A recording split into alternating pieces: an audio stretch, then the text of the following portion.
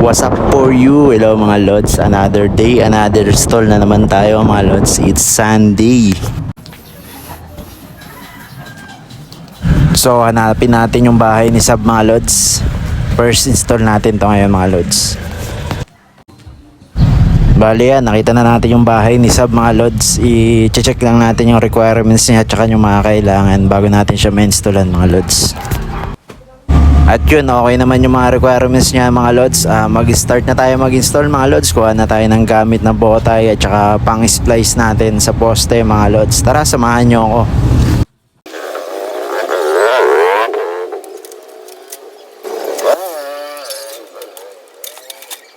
Shoutout nga pala sa mga kapwa ko lineman dyan, technician, installer mga lods. Ingat tayo lagi sa pag-akyat mga lods. Work hard lagi mga lods. Ingat-ingat.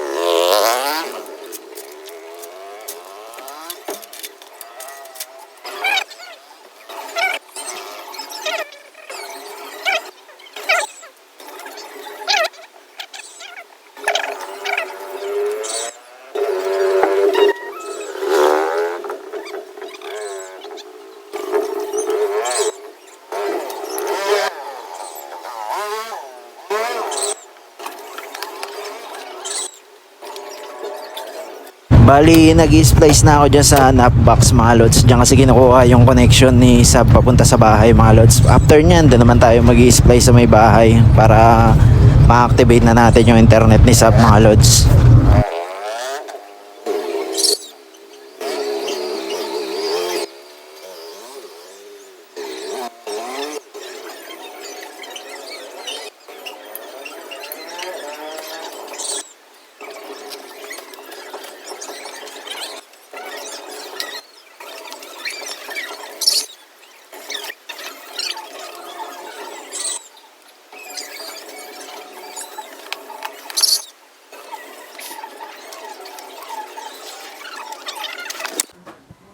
Ayan, tapos na tayo sa labas mga lods. Kita nyo naman kulay pula pa yung modem. Ibig sabihin wala pa siya. Hindi pa siya na i-splice mga lods. Splice muna natin para mag-green na tsaka ma-activate na natin.